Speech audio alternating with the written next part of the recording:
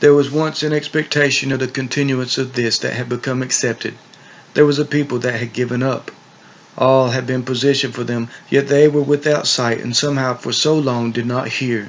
They forgot God as they fell in love with the things of the world and were led astray by their own craftsmanship.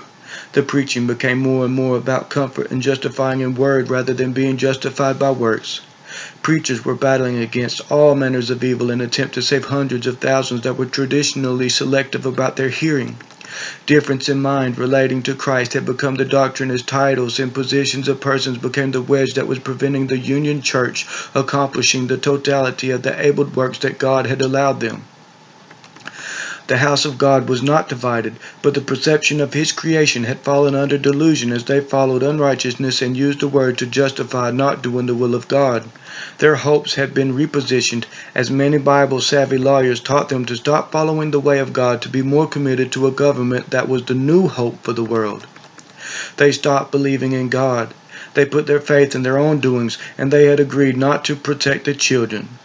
The very elect of God had for a time been smitten as the most enormous amount of change in history occurred in such a small amount of time that the masses that had believed upon the name of Jesus were dazed by their understanding of need not to battle the evil principles that were growing as they learned from a numbbox that the battle was over. They thought they were free in this worldly system that promised to have the power to solve all of our problems if we would support its growth and commit to it with our heart. The problem was this freedom must have been maintained by the people to prevent the forfeit of freedoms. Freedom became redefined and understood to be at the cost of agreed to give their children over to them and we could prosper more and more. After all, wasn't it good? The loving people saw with hope the ability to live peaceably with others and did want to have a place of safety where they could worship the Creator of the heavens and the earth. Commitment grew to take more and more, and in time had grown to be ignored as it became the committer.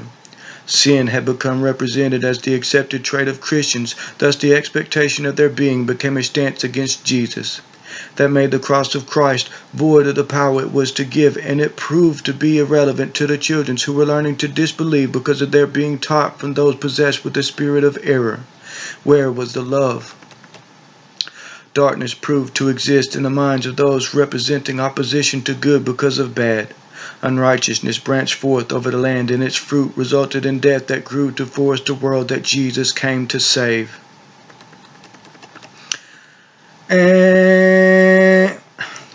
Blaring before, or was it after? Oddly, the weirdest feeling of deja vu came over Mindy as she understood her reaction to the sparkly shock wave that split into the darkness and swallowed up the bus she was driving was put off by the curious wonders of whether the horns began blaring before or after the dark. Not knowing for sure, she breathed into her lungs the silenced air, and a moment later she was telling the children to sit. But Brianna had seen something that no one else saw.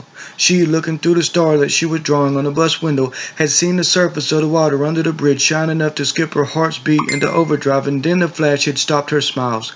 She arose to the silence of darkness, and her voice would not. Somehow her voice could not. So she fell over Marco and rolled into the floor as she stumbled, waited, and crawled to the driver and pushed to the front of the bus where she fell into the door and began banging.